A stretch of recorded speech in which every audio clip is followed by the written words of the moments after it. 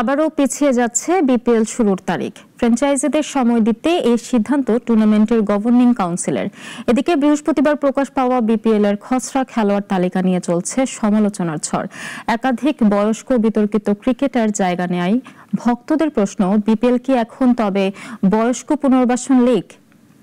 বলেছিলাম যে আমরা অ্যাটলিস্ট কোয়ালিটি এশিওর করব ফরেন প্লেয়ার্স। সো আমরা প্রায় 250 স্ক্রুটিনি করে তাদের মানে গুগলে গিয়ে তাদের সব কিছু দেখে আমরা এটাই উপনীত হয়েছি। বাছাই করা 250 হাই ইম্প্যাক্ট বিদেশিদের নিলামের জন্য তোলা হবে বলে জানিয়েছিলেন বিপিএল গভর্নিং কাউন্সিলের সদস্য সচিব ইফতেখার আহমেদ মিঠু।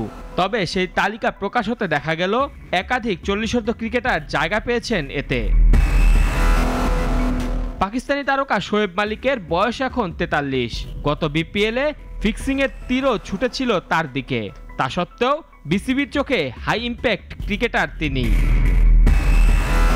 36 বছর বয়সী ভারতীয় পীযূষ চাওলাকেও নিলামে এ ক্যাটাগরিতে রাখা হয়েছে। বুড়িয়ে যাওয়া এই স্পিন অলরাউন্ডারের খেলার ধারও কমেছে। তারপরও তাকে এ ক্যাটাগরিতে রাখা কতটা যুক্তিযুক্ত? গত বিপিএলে 1 বলে 15 রান দিয়ে আলোচনায় এসেছিলেন ক্যারিবীয় ক্রিকেটার ওশানে থমাস। তাকে ফিক্সিংয়ে সন্দেহভাজন হিসেবেও বিবেচনা করা হয় তখন। অথচ এবারের খসড়া তালিকাতেও ঢুকে পড়েছেন তিনি। এমনিতেই আসন্ন বিপিএল আয়োজন নিয়ে স্থির হতে পারছে না বিসিবি। 3 দফা পিছিয়ে নিলাম হবে 30 নভেম্বর। পিছিয়ে যাচ্ছে টুর্নামেন্ট শুরুর তারিখও।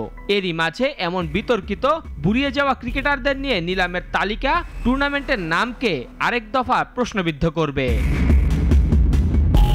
মেহেদী হাসান মুন্না, নাগরিক।